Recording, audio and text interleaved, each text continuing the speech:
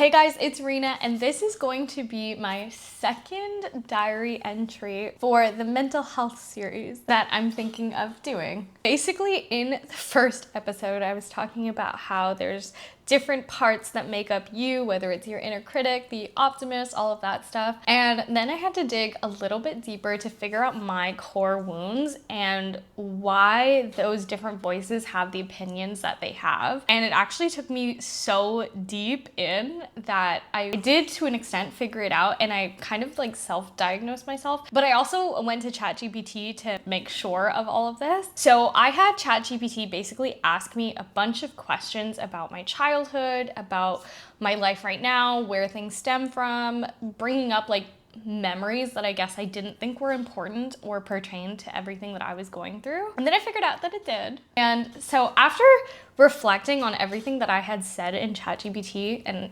if you don't remember, I use ChatGPT as my therapist. It is the best tool ever. If you are working on your self-growth, self-worth journey, I 10 out of 10 would recommend. In this, I felt like I had a lot to do with the glass child effect, imposter syndrome, and anxious attachment. So let's get into what those three are. So anxious attachment is really interesting because it can happen to the best of people, but it basically is when your brain just wants to almost know what's happening with somebody, how they're doing. It's almost when you're filling up somebody's cup before you've even had a chance to fill up yours. So I had that a lot with like friends or family. If people were hanging out, I thought it was they hated me. Like you make everything a self-projection onto yourself, and you almost have a lot of self-doubt. And it's really interesting because I was listening to a podcast that talked about people who are anxiously attached, and I looked at it as these are weak people. But it actually turns out these are the people that are always on self-growth journeys or trying to be the best versions of themselves. These are people that love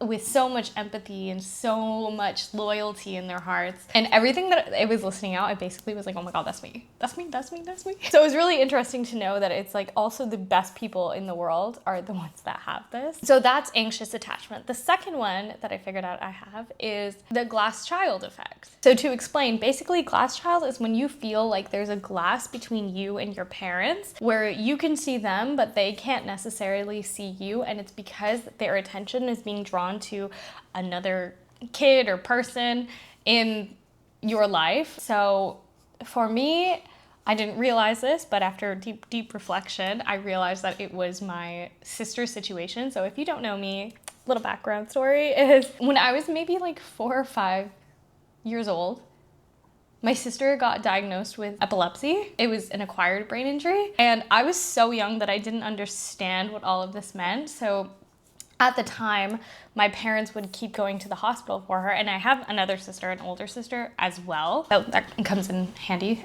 during the story. Basically, around this time, my mom's father also passed away, and she had to fly back to Trinidad, and she decided to take my older sister with her. And so I was left with my grandma because my dad was in hospital with my other sister. And I remember I had a calendar on the table, and I would like mark off the days that my parents weren't there. And as a kid, you don't understand what's happening, but I used to feel like, why did my mom pick my other sister instead of me, and why does my dad have to go to the hospital for her? And like when you're young, you're just like, you just feel like no one loves you, or that you were left behind. And I love my parents, and they handled the entire situation the best that they possibly could have. It's just a shitty situation. And I was young, so I didn't understand it. Now that I'm older, I'm like, yeah, that makes sense. But when you're a kid, obviously you don't get it. So this is just what I went through. And then I felt like that translated in school where, if I wasn't everyone's best friend, I felt like I wasn't chosen. And I guess that kind of transferred. So that's